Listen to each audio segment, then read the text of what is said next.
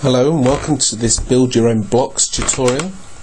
Now this tutorial is all about how to get some enemies to move. So I've got this little fellow here, he's our hero, and as you can see I've added some scripts just here, which means when I click the up arrow key, right, down and left, he walks around in our little level, and that's nice, we like that. But it's not much of a game really, so we're going to put in a couple of enemies and we're going to make them move in different ways. So first of all, let's have the dragon. Okay, and I'm going to resize the dragon, just like that. Okay, I can make him very, very small, but I'm just going to have him medium size. And I'm going to put the dragon up at the top. And I think it would be good for this dragon to sort of fly around, maybe left to right.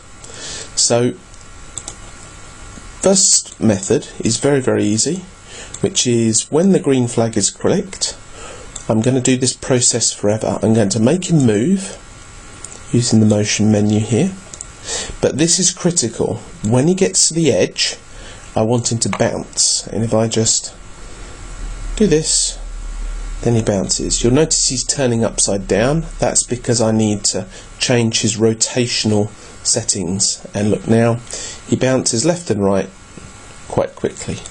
I can always slow him down by changing how many steps he moves, and there we are.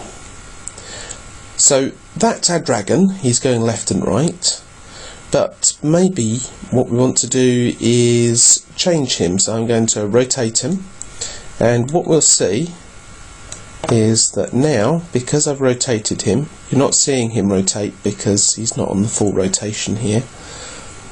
When I click the green flag, when he bounces, he starts bouncing. Oh, he's going to get me. There we are. I haven't programmed him to do anything when he does get me, so that's why that's not working. And you can see that he bounces off all the walls and goes on this random kind of path. I'm now going to add in another creature. So I'm going to add in this fantasy person here. There we are. And I am going to make him a little bit smaller. And what I'm going to make him do is I think I'm going to make him walk around at random. So again, when the green flag is clicked, I want you to forever repeat moving forward, and then we're going to turn. Now if I select turn 15 degrees, he'll always turn by the same amount. So when I set it going, you see he'll walk forward and he'll just go round in a circle like that. What I'm going to do instead is I'm going to go to operators here and say instead of turn 15 degrees, he's going to go a random amount from minus 10 degrees to plus 10 degrees. So each time it goes around this loop, it will pick an amount between minus 10 and 10, and he will turn. And when we press go,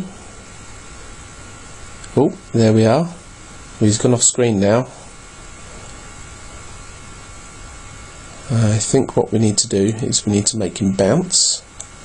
So if on edge bounce, there we are. And you can see he's just going in a random direction. If I lessen the amount of steps, he'll carry on going round. Now, stop that. The last thing I'm just going to do is demonstrate glide. So I'm going to have a new sprite, use this fantasy creature here. Again, when flag clicked, forever.